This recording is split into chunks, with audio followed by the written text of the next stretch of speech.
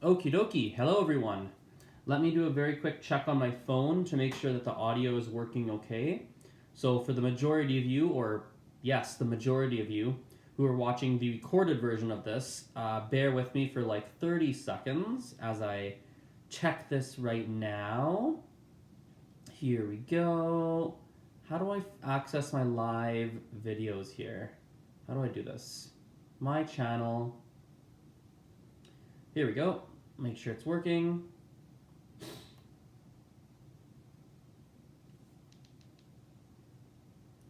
Come on, Azren, talk in the video. Talk. There we go. Yep, looks like it is working well. Perfect. Amazing. Well, everyone, welcome to another episode of Azren's Journal. I haven't made one of these in a week, so I'm excited to be sitting here with you today and recording this one. For those of you who are new to these videos here, basically, this is a segment on the YouTube channel where I talk about my personal language learning journey, and obviously the show where I also give you guys a whole bunch of language learning tips. Let's just dive right in today and dive right into the very first topic that I want to talk about, which is the title of this video. Am I centered, by the way? I think I am. There we go, should be centered. So the title of this video is all about tracking the number of new words that you know in another language. And is that a good idea? I wanted to talk about this because when you watch a lot of these Azren's Journals videos, one of the things that I often update you about is the number of new words that I know in Gujarati, the number of new words that I know in Mandarin, and that's something that's often part of these videos. At least it was until my things were stolen and I lost my notebook that actually tracked all the words that I had. And I haven't had a chance to go back and figure out what number of words did I leave off at, how many new words have I learned now that are now written on like random scrap pieces of paper. But ultimately, I think it comes down to this. Tracking the number of new words that you know in another language, yes, it is a good idea, but it is not necessary. Meaning, if you're not tracking how many words or how many grammar points that you know in whatever language you're trying to learn, it doesn't mean that you're going to be unsuccessful. It's basically what it is. If you're tracking the number of words that you're learning, basically what it is it's giving you a measuring stick. You are able to have an objective way to know that, oh, this is how much I have now learned. This is how many grammar points. This is how many words. This is how many pronunciation things. This is how many expressions. Oh, you have a very real and objective way to look at how much you've learned. And that way, if you're ever feeling discouraged, or if you're feeling like, am I really progressing? Like, how are things really going? You have something that you can actually look at that will essentially tell you how you are doing, or rather give you at least some indication. Because many language learners, what tends to happen is that you have no indication. Sometimes you feel like you're in this slump where you're not improving, and the reality is maybe you are improving, but you're just improving on such a minute level on a day-by-day basis that you're not even noticing the improvements. So tracking things is just a good way to notice the improvements and, excuse me, notice the improvements, track it, observe it, measure it, etc. And that's basically it. But it's not going to be some make or break thing that determines if you become fluent in whatever language that you're trying to learn. So a very quick answer to that question. I don't think we need to go a crazy amount into it, but that's how I want to kick things off today. Now, on the personal side, we'll go to some more language learning stuff in a moment, but I have a couple personal updates. Number one, none of my stolen items were recovered. So for the people who watch the previous video here, I mentioned that my backpack was stolen, which had my laptop in it, which had my notebook, had a bunch of teaching materials, had my SD cards where I like record stuff and like store my videos. Like a lot of like important things were taken, and I filed a police report. I've done, basically everything that I could do on my end, I've done. I've put like posters up saying, if you see this bag, then please contact me. Like, I've done all of that, and so far, squat, nothing. So I went out, I got a new laptop, or rather, I've ordered a new laptop, which will arrive shortly, hopefully, which means that I can get back to more videos on this channel that are not just live streams. So that is good. I'll at least be able to get back into things, which is awesome. A friend of mine works at the store that I bought the laptop from, so I got a little bit of a discount, which was nice too. A friends and family kind of discount.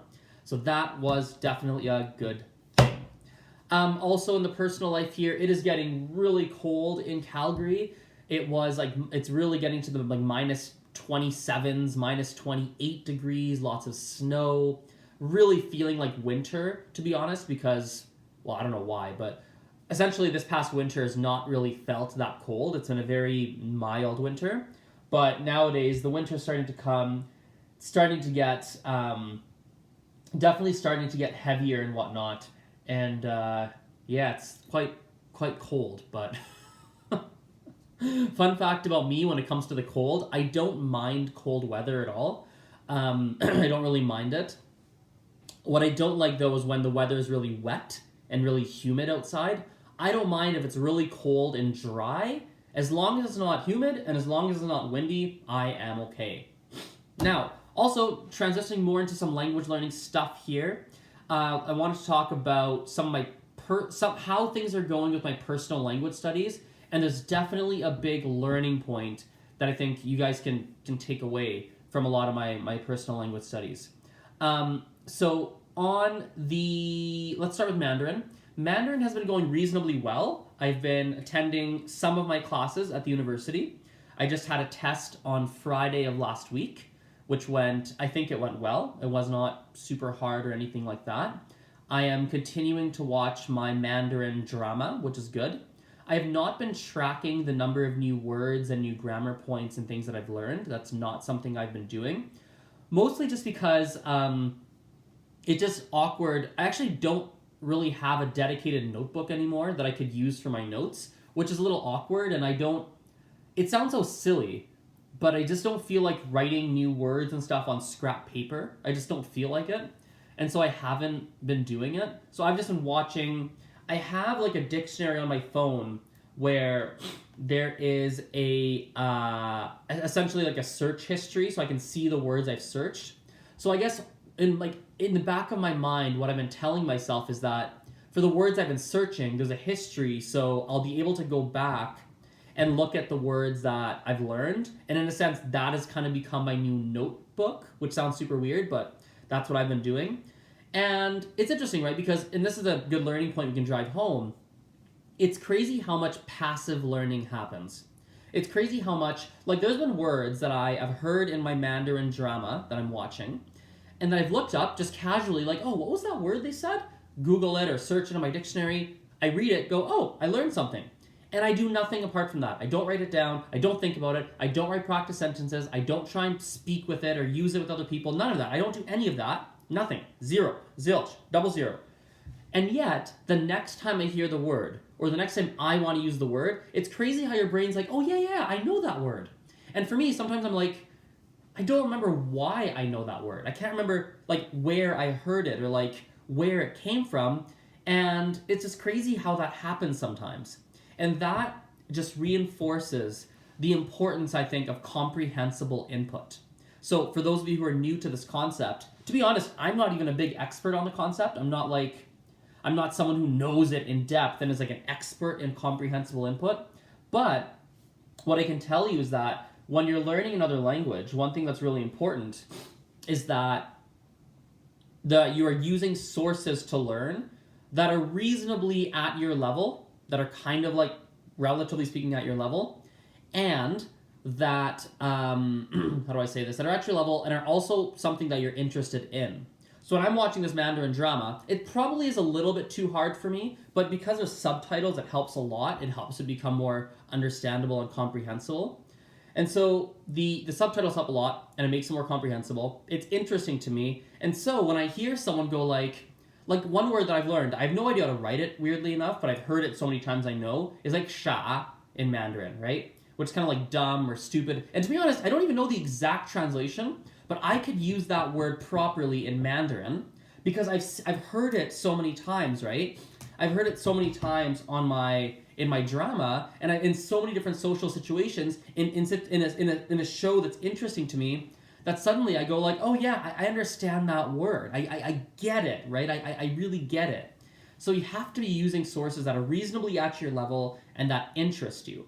Music, TV shows, heck, it could even be a textbook, really. Like I'm using, is it on the table here? It's around me somewhere, but I can't see it. Anyway, where did I put it? Anyway, even my Mandarin textbook is not bad. Ramiro asked in the live chat here, where am I watching this Mandarin drama?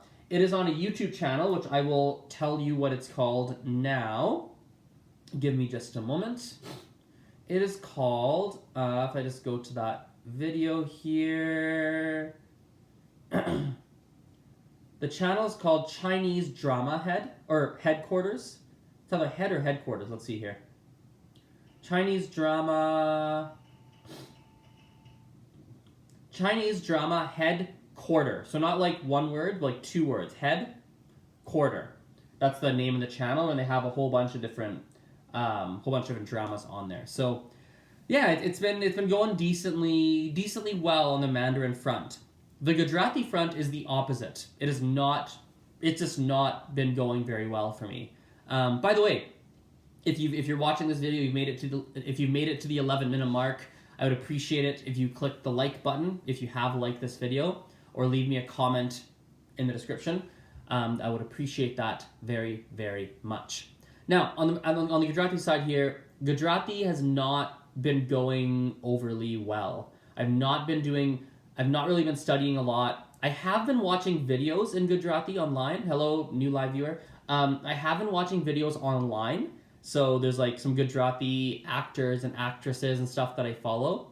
So I guess you could say I have been doing that. I've been watching regular videos in Gujarati and just keeping up with things that way. My level in Gujarati is high enough where I can just sort of throw on, depending on the genre of the video, what kind of video it is, I can often just throw it on and just watch it and enjoy it, even though I don't understand every word.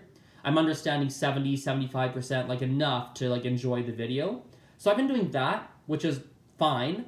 It's definitely good, but it's not really active studying that's allowing me to push my level forward. And this is a good learning point for people watching here. If you have a higher level, as a matter of fact, if you have whatever your level is in a language, simply watching television, and that's all you do, or YouTube or Netflix or whatever, only doing that more often than not is not going to allow your level to improve. Not by a significant percentage. Maybe marginally, maybe a little bit, little by little, yes, but you're not going to notice significant improvements because you're casually watching TV or movies or Netflix or whatever. It's just not going to work. Instead, what you should be doing is that as you're watching TV, occasionally you are going to have to look up the new words you're hearing. You are going to want to have a dictionary. You are going to want to write some stuff down. You are going to want to do something that's a little bit more active to allow you to continue expanding your vocabulary, continue expanding your grammar knowledge, etc., etc. You do want to do that, and that's going to dramatically accelerate your progress by using television and movies and TV and such as a medium for learning. So that's not something I've been doing. I think additionally, my Gujarati teacher had to go to a wedding. She was at a wedding for a while, and so she was unavailable for about 2-3 weeks. And on top of that, I got sick, and so all of that going together, I've not had a class in roughly a month or so, which is a problem. So I've not been writing my Gujarati story. For those of you who know or have watched this before, I'm writing a story in Gujarati right now, or translating a story rather. Have not really touched that at all. And so it's been kind of at a standstill. And I have a class on Wednesday, and so that's going to force me to do something because, number one, I'm going to have to do some homework before that class. Otherwise, our class is not going to be useful, and it's going to be a waste of my money, waste of my time, waste of my teacher's time. But additionally, I'm going to get that extra hour of Gujarati in, which is going to be awesome. So I highly recommend, guys, and maybe we'll finish the video off on this note here. I highly recommend that if you are someone who struggles with consistency, of studying whatever language, you have to start using a private tutor. Use a private tutor. It's going to make it easier for you to be consistent, and because you're paying for it, and they're going to hold you more accountable, and it's going to force you to do something. Something is going to have to be done because you have that private tutor. Does that make sense? So I highly recommend it for people who struggle with accountability and being consistent. Find a tutor, use a tutor, even if it's just twice a month or something like that, like bi-weekly. It will help you. That is, like, for me anyway, it's like a saving grace. My university classes force me to do some Mandarin because I'm not going to fail university. I don't want to drop out of my second degree. I don't want that shame in the family. I don't want my teachers to be like, what the heck happened, right? I don't want that on an academic transcript. There's a real stakes to force me to do something. For Gujarati, I have my tutor, and same thing. Like, it's difficult to come by a good Gujarati tutor, and she is a good Gujarati tutor. And so I'm not going to just piss off all my classes and just waste her time and treat her poorly and everything. Like, I need to utilize her, make sure that she feels needed so that I can keep her as a resource. And so it forces me to do stuff even when I don't want to do stuff, or I get busy with other things. So for people who struggle with the motivation side, the accountability side, the consistency side, I'm actually going to change the video title to this. I think this is the most valuable thing that's come out of this. It's something I highly recommend you do. Anyway, guys, we're going to wrap this video up here. If you have a quick question, throw in your question now. For people who are watching live, there's 5 of you. I do want to wrap this video up, so if you have any questions, throw them in now. I will answer them. I will give you a quick 15-20 seconds to put those in. I'll rant on a couple random things in my life while I wait for any questions. So I think one thing that's going on in my life that is new, my leg is really itchy. That's definitely new. My leg is itchy right now.